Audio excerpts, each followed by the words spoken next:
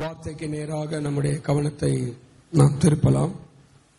Mark எழுதின சுவிசேஷம் 16ஆம் அதிகாரம் 6-7 வசனங்களை நான் வாசிக்கிறேன். மார்க் எழுதின சுவிசேஷம் 16ஆம் அதிகாரம் 6-7 வசனம்.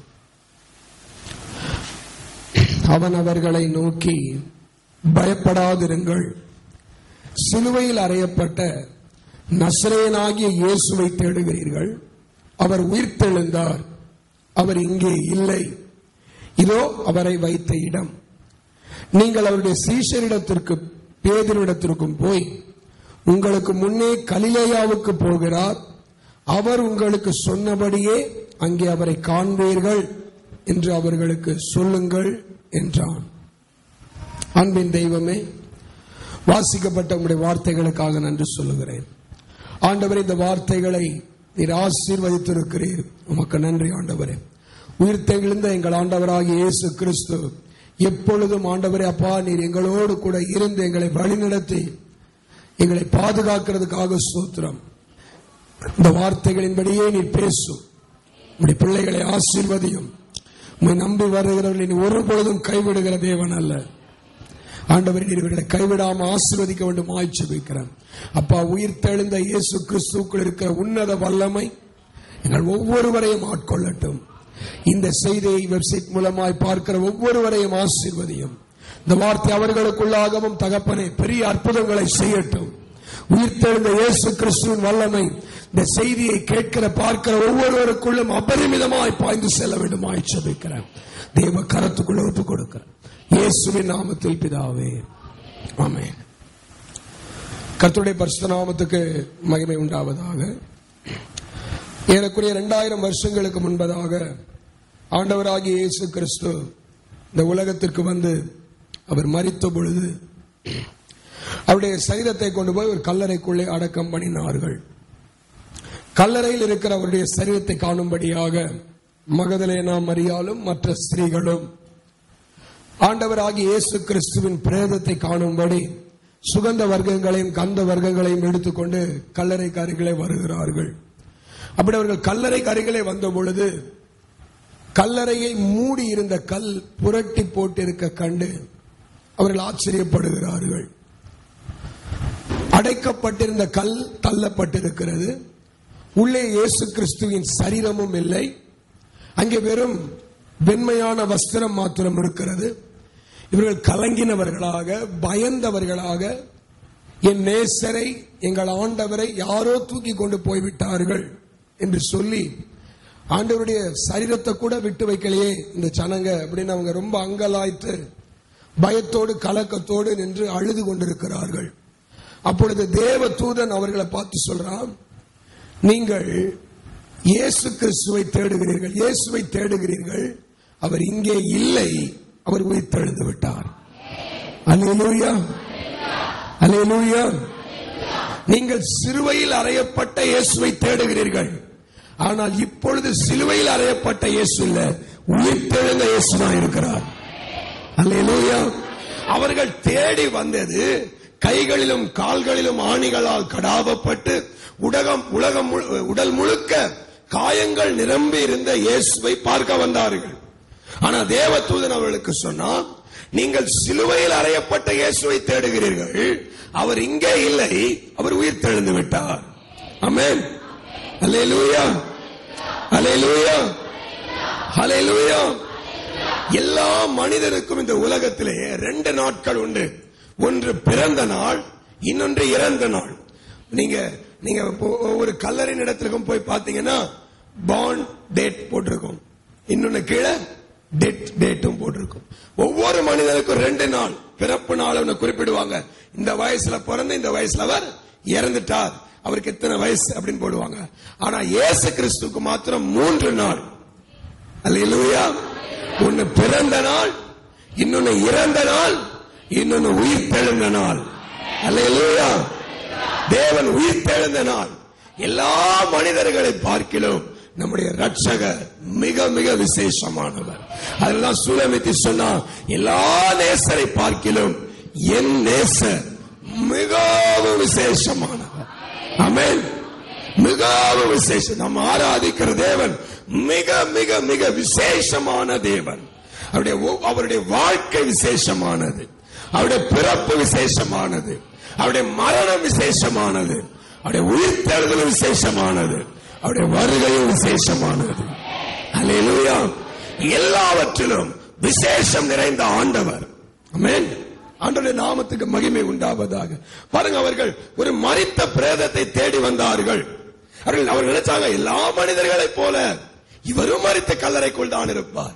இயேசு கிறிஸ்து தான் வாழ்ந்த வாழ்நாட்களிலே அநேக அற்புதங்களை அவர் செய்திருந்தாலும், கூடவே இருந்த அநேக அற்புதங்களை இவர்கள் கண்டிருந்தாலும், இவருடைய நினைவிலே அவர் ஒரு மனிதன், அவர் மரித்து அடக்கம் பண்ணப்பட்டிருக்கிறார். இப்பொழுது அவருடைய அடக்கம் பண்ணப்பட்ட சரீரத்திற்கு நாம் சுகந்த வர்க்கமும் கந்த வர்க்கமும் இட போகிறோம். இதுதான் அவருடைய நினைவு.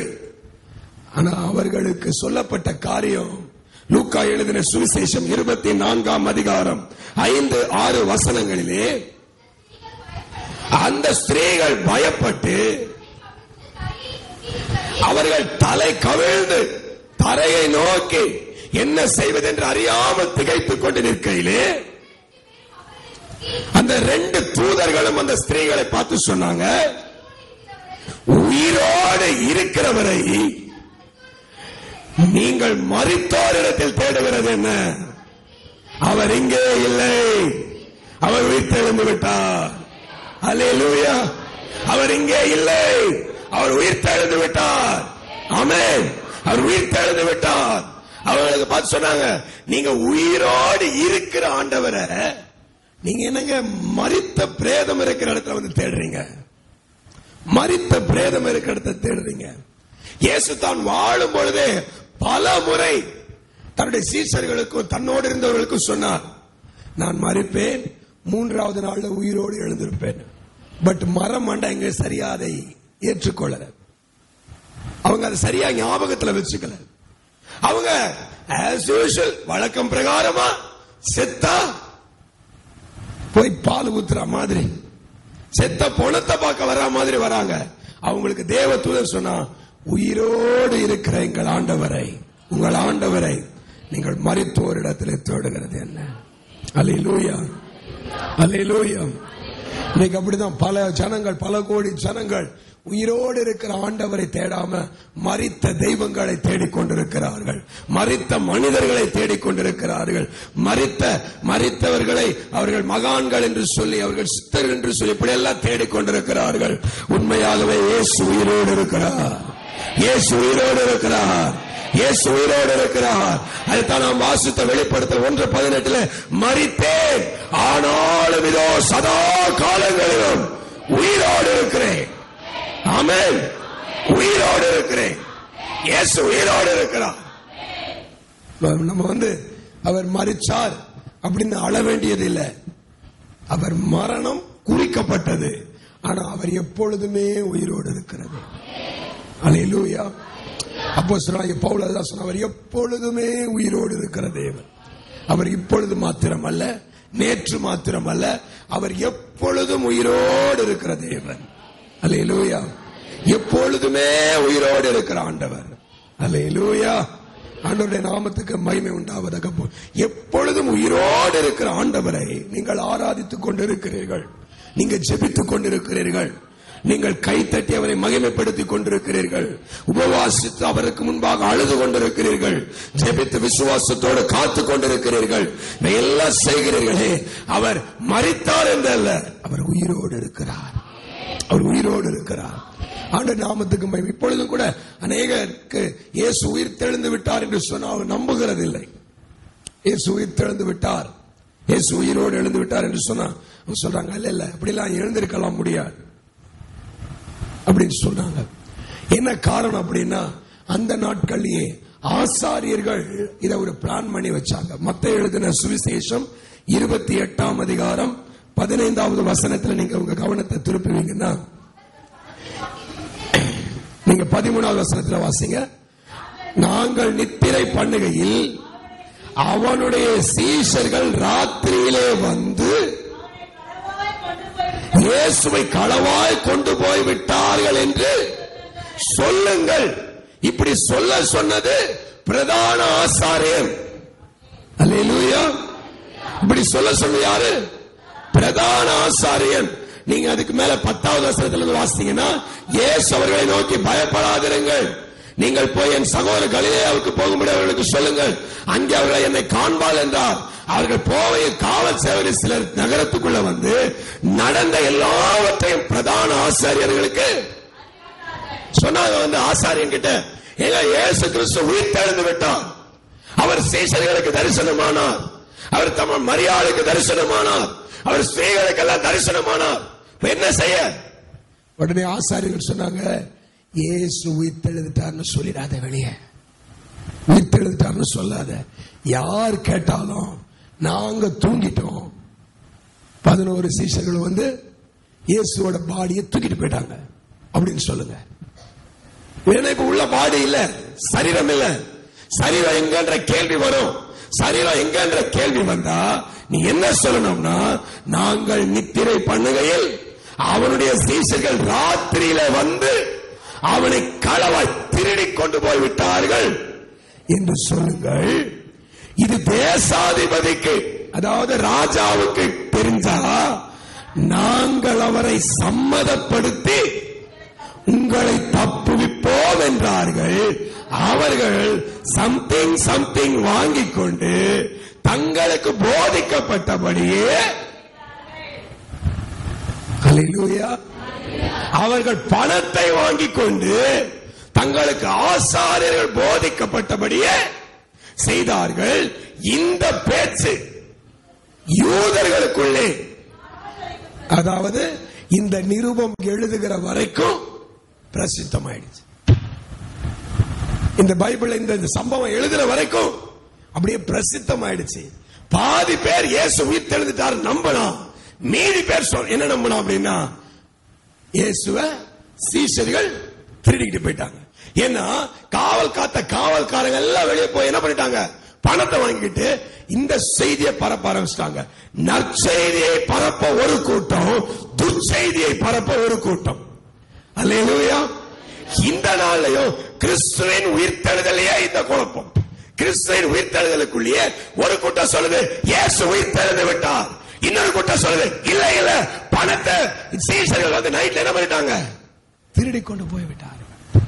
அல்லேலூயா, அல்லேலூயா. இன்னைக்குதான் சொல்றாங்க நிறைய பேரு, நம்ம இந்தியால லஞ்சம் ரொம்ப மோசமாயிடுச்சு. முன்னெல்லாம் அப்படி இல்ல பாஸ்டர், முன்னெல்லாம் ரொம்ப நல்லா இருந்துச்சு, கிழிஞ்சது. இது 2000 வருஷத்துக்கு முன்னாடி என்ன லட்சணத்துல இருந்தது. அப்பவே லஞ்சம் கொடுத்தது ஆசாரிய, லஞ்சம் வாங்கினது புறஜாதி. காட்டி கொடுத்த அப்போஸ்தலனும் லஞ்சம் வாங்கினவன் யூதாஸ் காரியோத்து. அல்லேலூயா. லஞ்சம் வாங்கின அப்போஸ்தலனும் இருக்கிறான், லஞ்சம் கொடுத்த ஆசாரியனும் இருக்கிறான். நம்ம உடனே இப்பதான் ரொம்ப கெட்டு போச்சு, எல்லாம் நம்ம கவலைப்பட வேணாம், எப்போ கெட்டு போச்சு. அல்லேலூயா, அல்லேலூயா.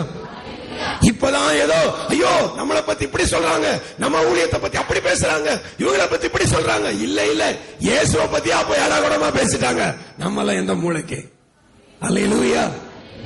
ஒரு கூட்டம் சொல்லுது இயேசு உயிர்த்தெழுந்து விட்டார், இன்னொரு கூட்டம் சொல்லுது இல்ல இல்லை, அவரை திருடி கொண்டு போய் விட்டார். அவர் உயிரோடெல்லாம் எழுந்திருக்கவில்லை. அது எப்படி எழுந்திருக்க முடியும்? அது எப்படி எழுந்திருக்க முடியும்?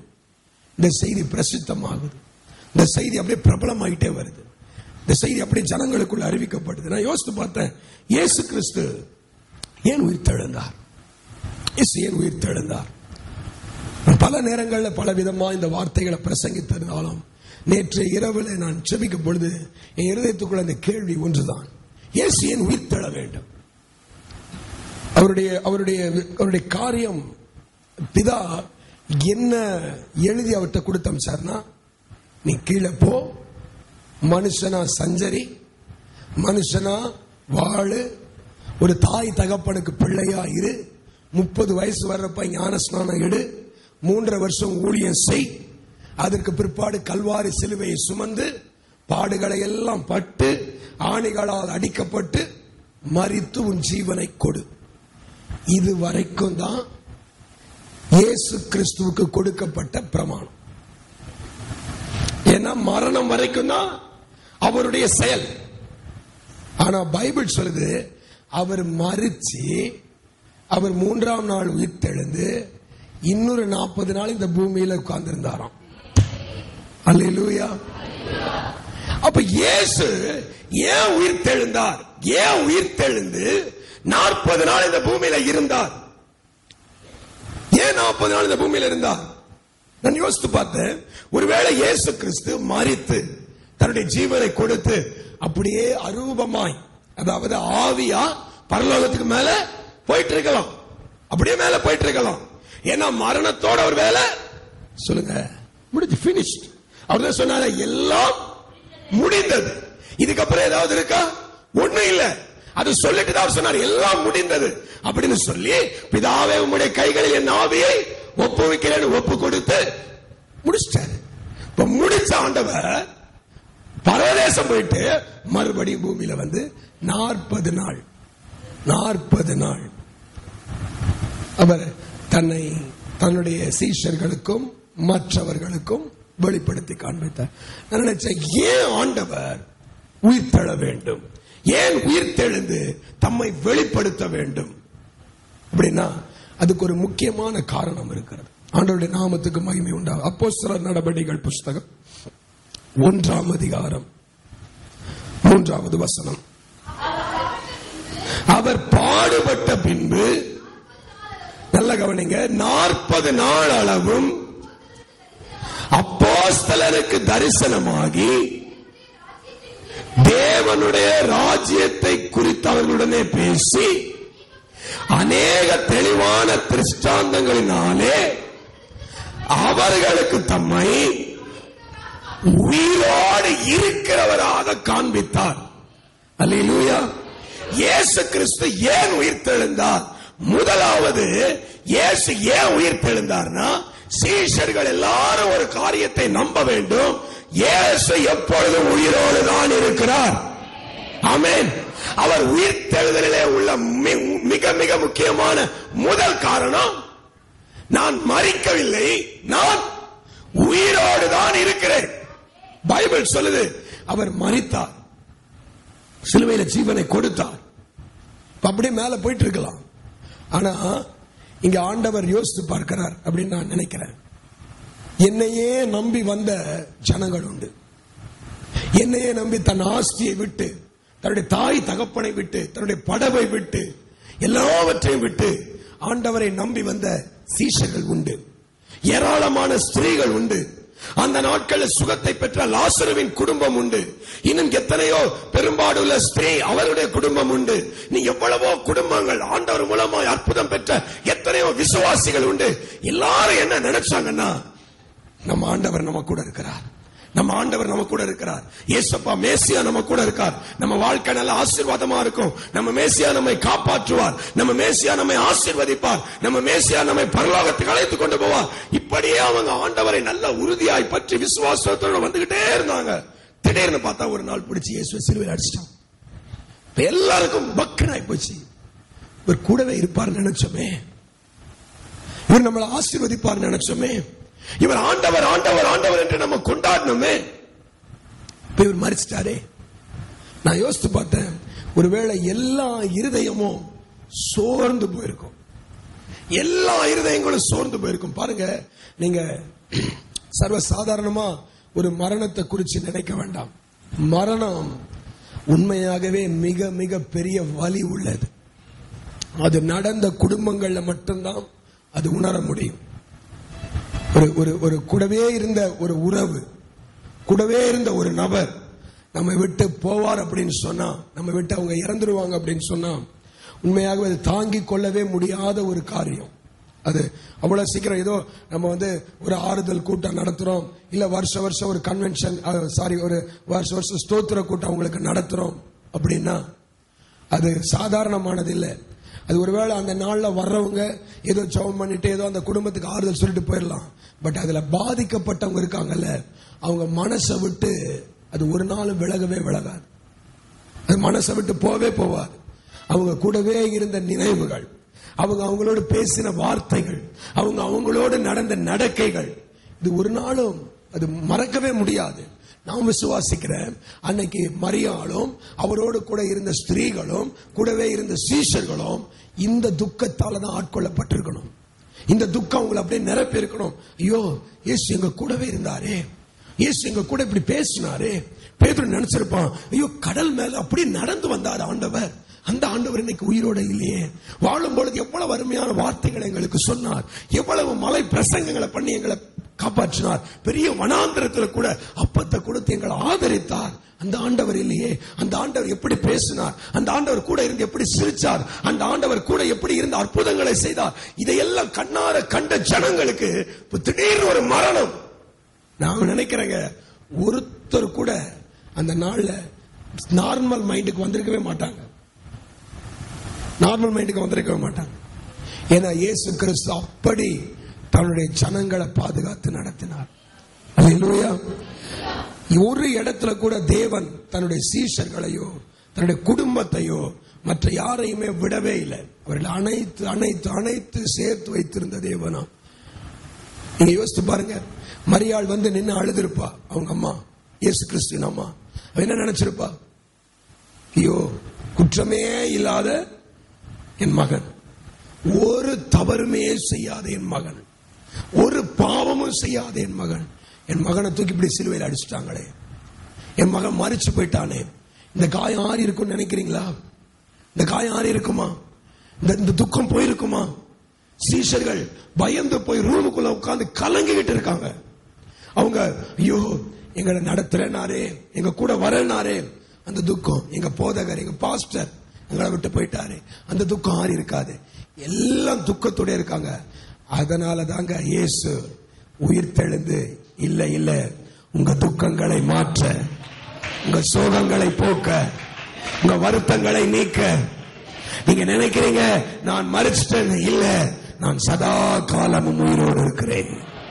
ஹல்லேலூயா, ஹல்லேலூயா, ஹல்லேலூயா.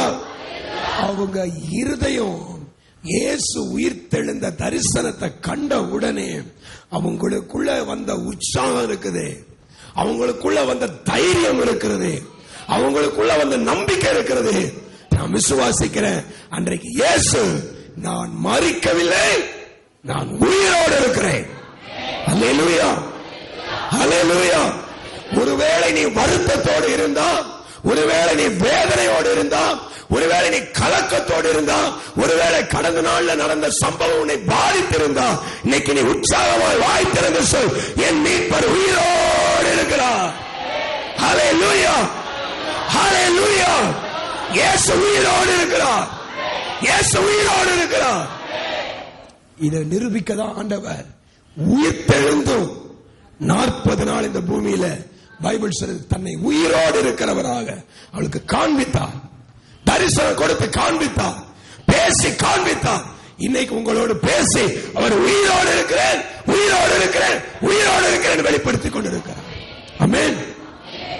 உன்னை வேதனைகள் ஆழ்த்தும் பொழுது, உன்னை கலக்கங்கள் ஆழ்த்தும் பொழுது, உனக்கு விரோதமா பிரச்சனைகள் பூதம் மாதிரி எழுப்பி வரும் பொழுது நீ பயப்படாத. அன்னைக்கு பயந்த மரியாதை உற்சாகப்படுத்தின தேவன் இன்னைக்கு உன்னை என்னை உற்சாகப்படுத்திக் கொண்டு. அல்லேலூயா, அல்லேலூயா. இயேசு அதற்காக தான் தன்னை உயிரோடு இருக்கிறவர்களாக அவர்களுக்கு காண்பித்தார். பாரு, நான் மரிக்கவில்லை, நான் உயிரோடு இருக்கிறேன். அல்லேலூயா, நான் உயிரோடு இருக்கிறேன். ஆண்டவருடைய நாமத்துக்கு மகிமை உண்டாவதா. இயேசு ஏன் உயிரோடு இருக்கிறார்? இயேசு ஏன் உயிர்த்தெழுந்த? இயேசுவின் உயிர்த்தெழுதல் நாம் பெற்றுக்கொள்கிற ஆசீர்வாதம், அல்லது இயேசுவின் உயிர்த்தெழுதல் நமக்கு கொடுக்கிற நன்மை, அல்லது இயேசு உயிர்த்தெழுந்ததின் நோக்கம், இவைகளை நாம் தியானிப்போம். முதலாவதாக இயேசு கிறிஸ்துவின் உயிர்த்தெழுதல் நமக்கு கொண்டு வருகிற முதல் ஆசீர்வாதம் மத்தேயு 28 அதிகாரம் 20வது வசனம். நான் உங்களுக்கு கட்டளையிட்ட யாவையும் அவர்கள் கை கொள்ளும்படி அவர்களுக்கு உபதேசம் செய்யுங்கள். இதோ உலகத்தின் முடிவு பரியந்தம் சகல நாட்களிலும். ஒரு அலையில சொல்ல மாட்டீங்களா? இயேசு கிறிஸ்து ஏன் உயிர்த்தெழுந்தார்? உயிர்த்தெழுந்த இயேசு முதல்ல உனக்கு என்ன செய்றார்? சகல நாட்களில் உன்னோடு கூடவே இருக்கிறார். உன் கூடவே இருக்கிறாருப்பா, உன் கூடவே இருக்கிறாருமா. அல்லேலூயா. அவர் மாம்சத்தில் இருந்த சீசர்களுக்கு என்ன தெரியுமா சொன்னாரு? நான் எப்பொழுதும் உங்க கூட இருக்க முடியாதுன்னாரு. நான் எப்பொழுதும் உங்க கூட இருக்க முடியாது, இப்போ நான் உங்களை விட்டு போறது நல்லதுன்னாரு. நான் உங்களை விட்டு போனாதான் வேறொரு தேற்றரவாளர் உங்களுக்கு வருவார், பரிசுத்த ஆவி உங்களுக்கு வருவார் அப்படின்னு சொன்னாரு. ஆனா உயிர் தெழுந்த உடனே அவர் கொடுத்த வாக்குத்தத்தம், உலகத்தின் முடிவு பரியந்தம் சகல நாட்களிலும் நான் உங்களுடனே கூட இருக்கிறேன். ஹல்லேலூயா. உயிர் தெழுந்த இயேசு முதலாவது நமக்கு செய்கிற நன்மை, நம் கூடவே வருகிறார். நம் கூடவே வருகிறார். இயேசு கூடவே வருகிறார். நீங்க விசுவாசிங்க. உயிர் தெழுந்த இயேசு உன் கூடவே வருகிறார். என்ன மனநிலையோடு வந்திருந்தாலும் இந்த இடத்தை விட்டு போகும் பொழுது இயேசு கிறிஸ்துவின் கையிலே பிடித்துக் கொண்டு போ. அவர் சொன்னார், நான் உன் கூட வருகிறேன். அல்லேலூயா. உன் கூட இருக்கிறேன், உன் கூட இருக்கிறேன், உன் கூட இருக்கிறேன். நீ நம்பும் மனிதர் எல்லாம் உன் கூட இல்லாமல் போனாலும் நானும் கூட இருக்கிறேன். நீ சம்பாதித்த பணம் எல்லாம் உன் கூட இல்லாமல் போனாலும் நானும் கூட இருக்கிறேன். உனக்கு கிடைத்த பணமும் பட்டமும் பதவியும் உன்னை விட்டு போனாலும் நான் உன்னுடனே கூட இருக்கிறேன். நான் உன்னுடனே கூட இருக்கிறேன். உன்னை எகிப்திலே இருந்து அழைத்துக் கொண்டு வந்த தேவன் நான் அல்லவா? உன் தேசத்தை விட்டு, உன் இனத்தை விட்டு, உன் ஜாதியை விட்டு உன்னை புறப்பட பண்ணின கர்த்தர் நான் அல்லவா? நான் உன்னை பெரிய ஜாதியாக்கி உன்னை ஆசீர்வதித்து உன் பெயரை பெருமைப்படுத்துவேன்.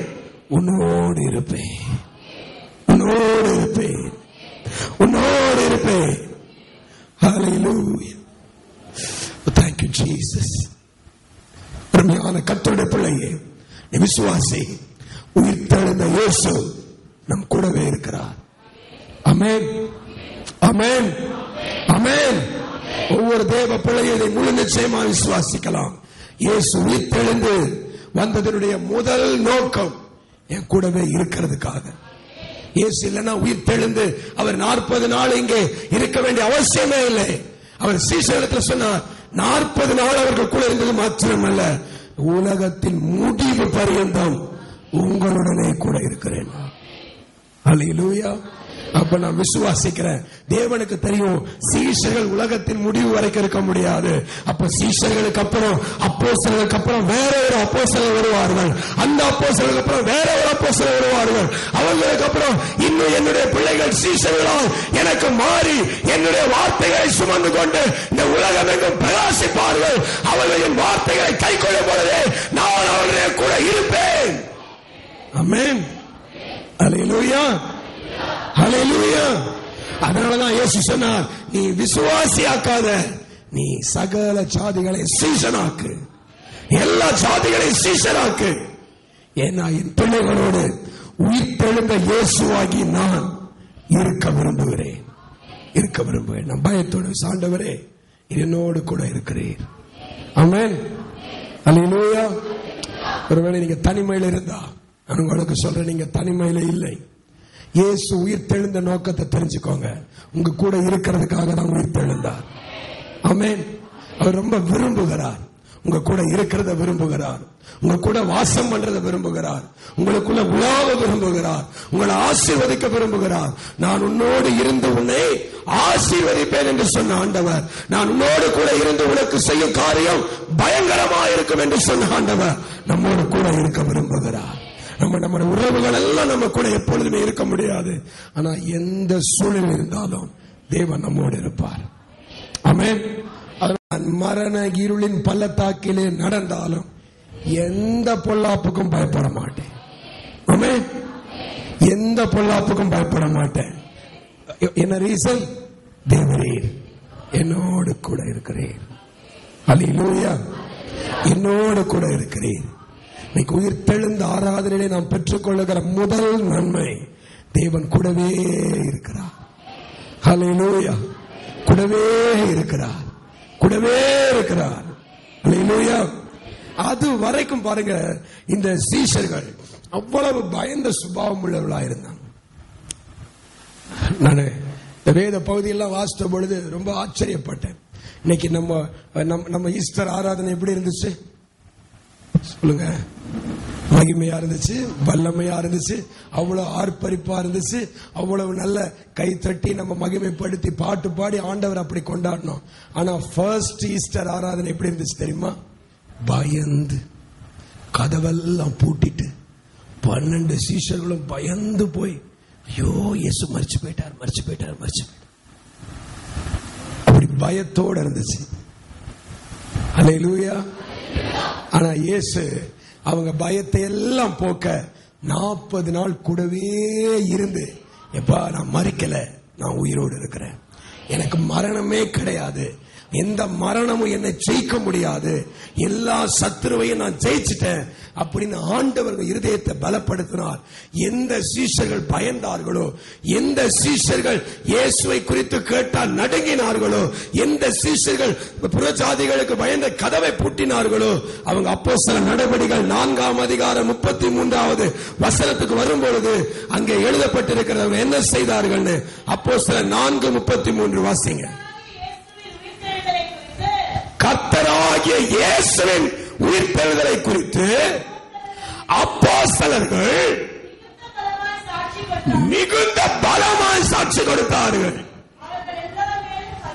பூரண கிருபை உண்டாயிரு. ஹல்லேலூயா, ஹல்லேலூயா. ஆண்டவருக்கு ஸ்தோத்திரம்.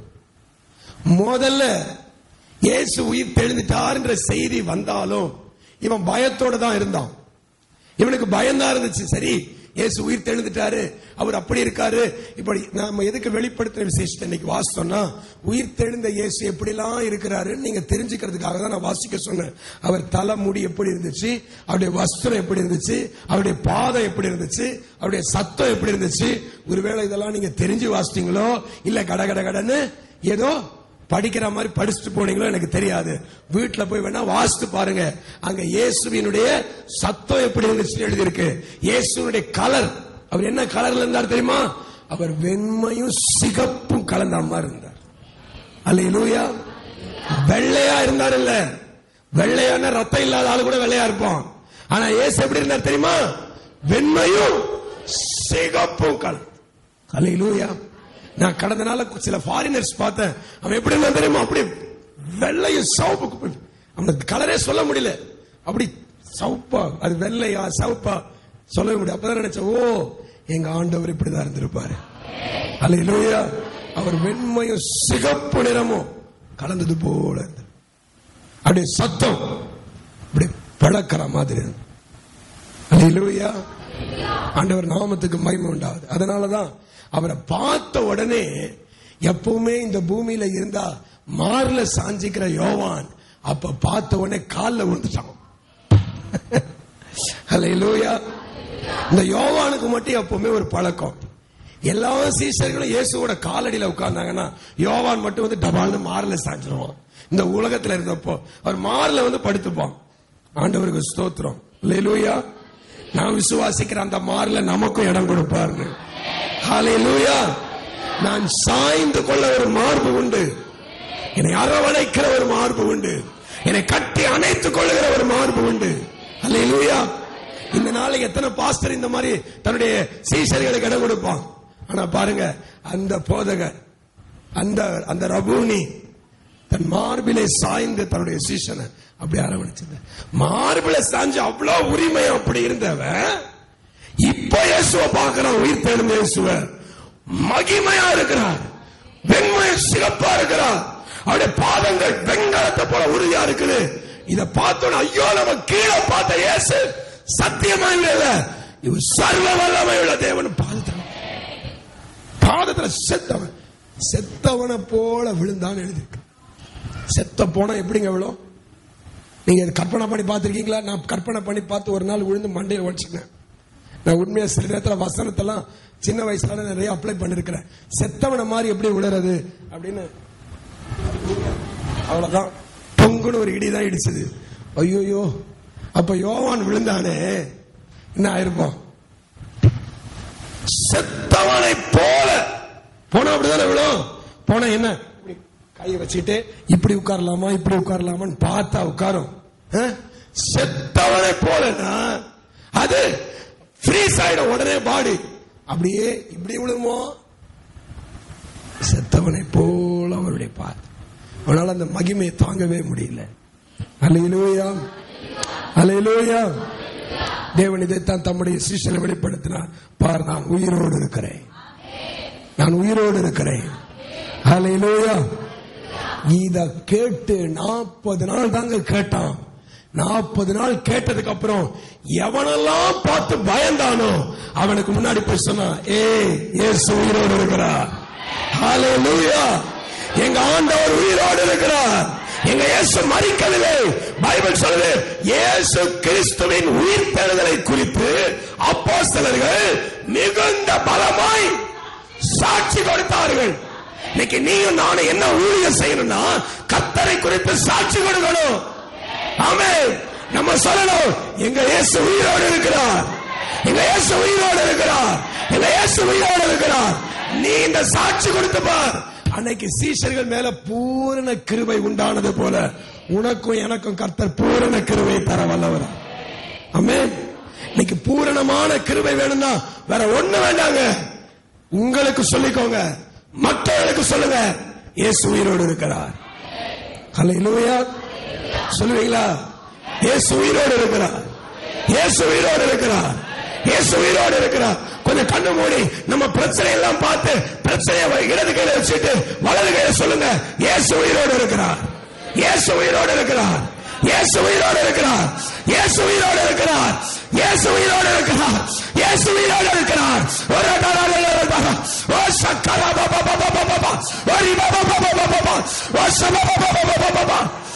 ஓ நன்றி ஆண்டவரே.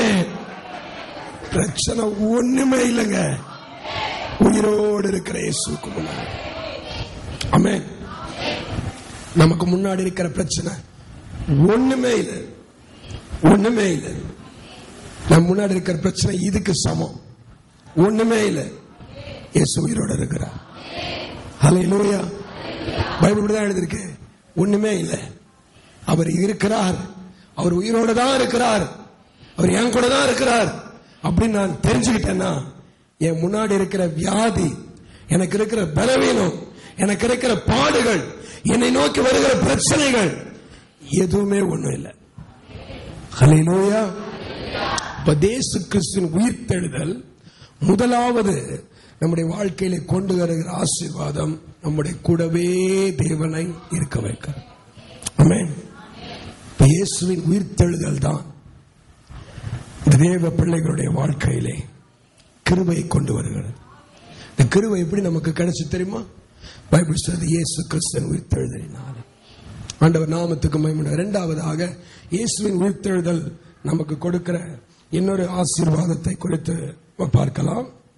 ஆண்டவர் நாமத்துக்கு மகிமை உண்டாகட்டும். 1 கொரிந்தியர் புஸ்தகம் 15ஆம் அதிகாரம் 17வது வசனம். 1 கொரிந்தியர் 15:17. கிறிஸ்து எழுந்திராவிட்டால் உங்கள் விசுவாசம் வீணாயிருக்கும், நீங்க இன்னும் பாவத்திலேயே இருந்திருப்பீங்க.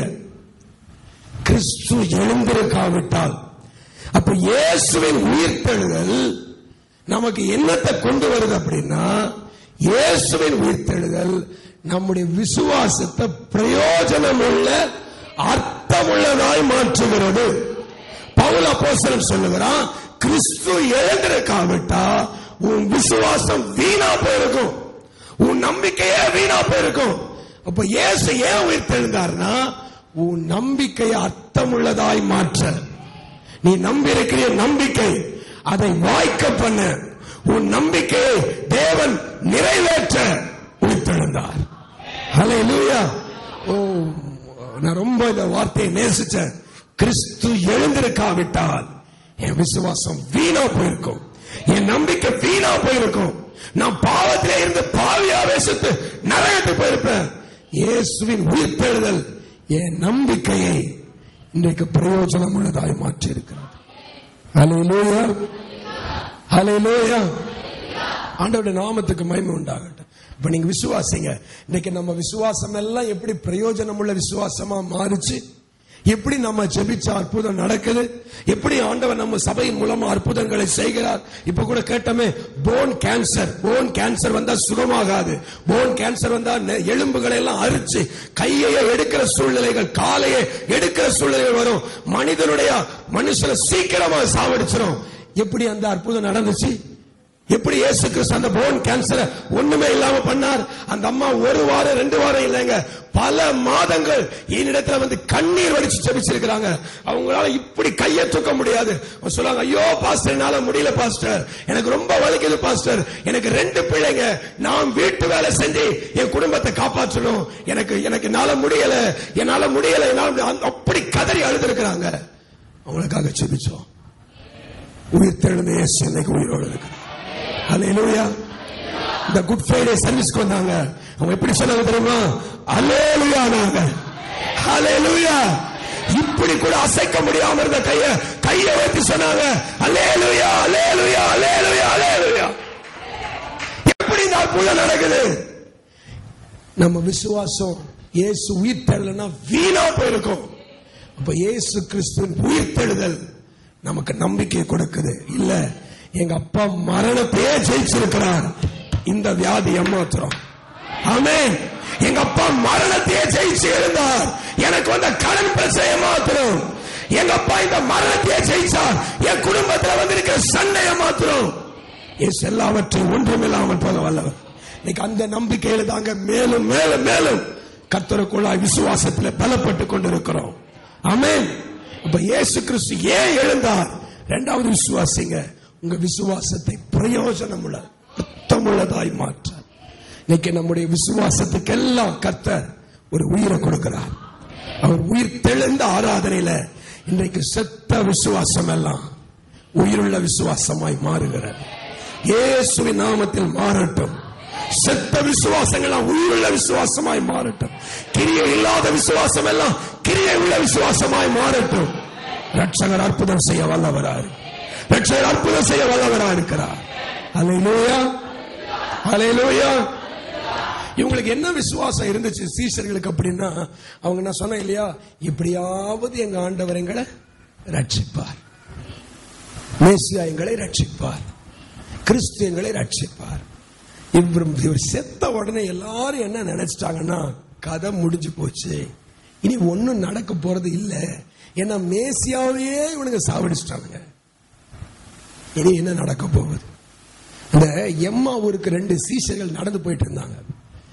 அவங்க கையில சும்மா இயேசுநாதர் கூடவே நடந்துகிட்டு பேச்சு கொடுத்தார். அவர் அப்படிதான், ஏன் கூடவே இருக்கிறாருன்னு அப்பப்ப நம்ம கையில பேச்சு கொடுத்து பார்ப்பார், நம்ம என்ன லெவல்ல இருக்கிறோம்னு. ஹல்லேலூயா. அப்பப்போ யார் மூலமாவது பேச்சு கொடுப்பார், மேடம் மூலமா கொடுப்பார், சிஸ்டர் மூலமா கொடுப்பார், பிரதர் மூலமா கொடுப்பார், சம்டைம்ஸ் குழந்தை மூலமா கூட கொடுப்பார், பேச்சு கொடுத்து பார்ப்பார் என்ன லெவலுக்கு. அதே மாதிரிதான் அன்னைக்கு எம்மா ஊருக்கு 2 அப்போஸ்தலர்கள் சீஷர்கள் நடந்து போய் கொண்டிருக்கிறார்கள். அவங்க நடந்து போறாங்க, அவங்க முகமெல்லாம் பாத்தீங்கன்னா துக்க முகமா இருக்கு. பைபிள் சொல்லுது, துக்கம் உள்ளவர்களா அவர்கள் நடந்து போய் கொண்டிருக்கிறார்கள். இப்ப இயேசுநாதர் பார்த்தார், என்னடா, நான் யோசித்து பார்த்தேன், இயேசுநாதருக்கு ஒருத்த முகமும் துக்கமா இருந்தா பிடிக்கவே பிடிக்காது. ஹல்லேலூயா. அடுத்த செகண்டே ஒண்ணு பண்ணுவாரு, கூடவே பேசி கரெக்ட் பண்ணுவார். அவருடைய சுபாவம், நேச்சர். நீங்க துக்கமா வருவீங்க, ஆனா பார்த்தா கரெக்டா உங்களுக்கு அன்னைக்கு தேவையான வார்த்தையை இயேசுநாதர் பேசுறோம். ஹல்லேலூயா. துக்கமா பைக்ல போயிட்டு இருப்பீங்க, உங்களை தாண்டி ஒரு இந்து ஆட்டோ தான் போவோம், ஆனா அதுல போட்டிருப்பாரு, நான் உன்னோடு கூட இருக்கிறேன். ஹல்லேலூயா ஹல்லேலூயா ஹல்லேலூயா. நமக்கே தெரியாம ஒரு கவர்மெண்ட் ப்ராப்பர்ட்டி போவோம், அதுல பார்த்தா என் சமூகம் உனக்கு முன்பாக சென்று ஒரு ஸ்டிக்கர் ஒட்டி இருக்கும். நம்ம துக்கமா இருந்தா அவருக்கு பிடிக்கவே பிடிக்காதுங்க. அவருக்கு ஏதாவது ஒரு வார்த்தையை பேசி அப்படியே நம்முடைய துக்கத்தை எல்லாம் மாற பண்ணுகிறது. ஆமென். எஸ், அதுக்காக தான் உயிர் தெழுந்தார். இந்த 2 சீஷர்களும் துக்கம் உள்ளவர்களாய் நடந்து போயிட்டே இருக்காங்க. அவங்களுக்கு பெரிய துக்கம், பெரிய துக்கம், பெரிய துக்கம். என்ன துக்கம்? பேசுவா பார்த்து, என்னடா இவனுங்க நம்ம இருக்கும் போதே இவ்வளவு, நான் இருக்கும் போது இவங்க எல்லாம் துக்கமா இருக்கலாமா? நல்லா இருக்கல இந்த வார்த்தை. ஹல்லேலூயா. இயேசுநாதர் உங்களை பார்த்து கேட்கிறார், நான் இருக்கும் போது நீ துக்கமா இருக்கலாமா? நான் இருக்கும் போது நீ பசியா இருக்கலாமா? நான் இருக்கும்போது நீ தரித்திரனா இருக்கலாமா, நான் இருக்கும்போது நீ வியாதியஸ்தனா இருக்கலாமா, நான் இருக்கும்போது நீ அழுதுகிட்டு இருக்கலாமா, உன் துக்கத்தை சந்தோஷமா மாற்றவே வந்து. ஹல்லேலூயா. பார்க்கிறார், என்னடா அவனுக்கு துக்கமா போறானுங்க. இப்ப பேச்சு கொடுக்கிறார். என்னப்பா என்னப்பா என்னாச்சு? லூக்கா எழுதின சுவிசேஷம் 24ஆம் அதிகாரம் 21வது வசனம். அவங்க என்ன துக்கம் அப்படின்னா, அவரே இஸ்ரவேலை மீட்டு ரட்சிப்பவர் என்று நாங்கள் எப்படி இருந்தோம், அப்ப இப்ப என்ன இல்ல, அந்த நாள் வரைக்கும் நம்பி இருந்தோம். எந்த நாள் வரைக்கும்? இயேசுநாதரை புடிச்சு சிலுவையில அடிக்கிற வரைக்கும் இவர் ஏதாவது மேஜிக் பண்ணிட மாட்டாரா அப்படின்னு நம்பிக்கிட்டு இருந்தோம். சிலுவையில அடிச்சப்ப அப்படியே இந்த சினிமா படங்கள்லாம் வர்ற மாதிரி ஆணிலாம் அப்படியே தெரிச்சு போற மாதிரி அப்படியே ஏதாவது பண்ண மாட்டாரா அப்படிலாம் நம்ம நம்பி இருந்தோம். நினைச்சாங்க, சொல்றாங்க, நாங்க நம்பி இருந்தோம். இவர் இஸ்ரவேலை மீட்டு ரட்சிப்பவர் ரட்சிப்பவர் என்று சொல்லி நாங்கள் நம்பி இருந்தோம். பட் பாஸ்ட் 3 days, 3 நாள் ஆகி போச்சு, நல்லா தெரிஞ்சு போச்சு, நம்பிக்கை போச்சு, நம்பிக்கை போச்சு. இன்னைக்கு நான் சொல்றேன், உன் நம்பிக்கையை உயிரோடு எடுப்பதா இயேசு வந்திருக்கிறார். உன் நம்பிக்கை, உன் விசுவாசத்தை பிரயோஜனம் உள்ள விசுவாசமா மாற்ற, நம்பிக்கை இழந்த ஜனங்களை நம்பிக்கை உள்ள ஜனங்களாய் மாற்ற இயேசு உயிர்த்தெழுந்தார். இயேசு உயிர்த்தெழுதல பல சத்தியங்கள் இருக்குங்க. இயேசு உயிர்த்தெழுந்ததுக்கு காரணம் அப்போஸ்தலன் சொல்லுகிறான், ஓ இயேசு எழுந்திருக்காவிட்டா உன் விசுவாசம் வீணா போயிருக்கும். அன்னைக்கு அந்த 2 சீஷர்களோடு ஏறக்குறைய அந்த எருசலேமுக்கும் எம்மாவுக்கும் 8 கிலோமீட்டர் தொலைவு, 8 கிலோமீட்டர் நடந்து நடந்து நடந்து பேசி பேசி பேசி செத்த விசுவாசத்தை தேவன் உயிருள்ள விசுவாசமா மாத்திட்டார். ஹல்லேலூயா. நம்பிக்கை இழந்து போற ஜனத்தை நம்பிக்கை உள்ள ஜனமா மாத்திட்டார். விசுவாசத்துல குன்றி போயிருந்த பிள்ளைகளை தேவன் விசுவாசத்தை அனல் மூட்டி எழுப்பி விட்டுட்டார். ஹல்லேலூயா. இப்ப அவங்க சொல்றாங்க, ஓ அவர் நம்மோடு பேசும்பொழுது நம்முடைய இருதயம் கொழுந்து விட்டு எரியவில்லையா? அப்ப இப்ப எரியுதுன்னு அர்த்தம். இயேசு பேசுறதுக்கு அப்புறம் எரியுதுன்னு அர்த்தம். இயேசு பேசுறதுக்கு அப்புறம் அவங்க இருதயம் துடிக்குது. எதுக்குன்னா எங்க இயேசு உயிரோடு இருக்கிறார், எங்க இயேசு உயிர்த்தெழுந்து விட்டார், எனக்கு உயிர்த்தெழுந்து விட்டார். அல்லேலூயா. இரண்டாவதாக கிறிஸ்துவின் உயிர்த்தெழுதல் உங்கள் விசுவாசத்தை அர்த்தமுள்ளதாய் மாற்றும்.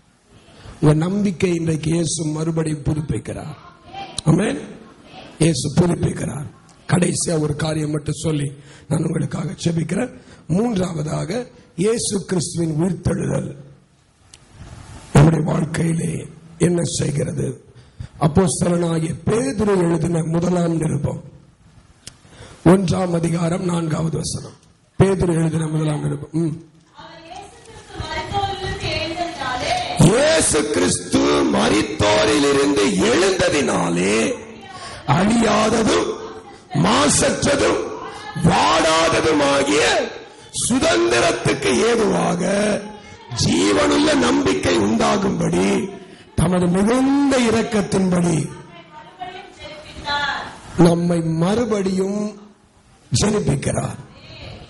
மறுபடியும் ஜெனிப்பிக்கிறார். அல்லேலூயா. மறுபடியும் ஆண்டவர் உங்களை உருவாக்குகிறார். மறுபடியும் உங்களை உருவாக்குகிறார். உயிர்த்தெழுந்த இயேசு மூன்றாவதாக செய்கிற காரியம் உங்களை மறுபடியும் உருவாக்குகிறார். நம்மை மறுபடியும் அப்படின்னு சொன்னா, ஏற்கனவே நல்லா இருந்தோம் ஆனா விழுந்துட்டோம், ஏற்கனவே நல்லா ஓடணும் ஆனா ஓட்டத்துல விழுந்துட்டோம், நல்ல ஊழியம் செஞ்சோம் ஊழியத்துல விழுந்துட்டோம், நல்ல சாட்சியா வாழ்ந்தோம் சாட்சியில இருந்து கொஞ்சம் விழுந்துட்டோம், நல்ல பரிசுத்தமா இருந்தோம் பரிசுத்தத்துல இருந்து கொஞ்சம் விழுந்துட்டோம். ஆண்டவர் சொல்றாரு, என் உயிர்த்தெழுதல் உன்னை மறுபடியும் உண்டாக்குகிறது. நான் சொல்றேன், விழுந்து போன கூடாரம் எல்லாம் மறுபடியும் தூக்கி நிறுத்தப்படும்.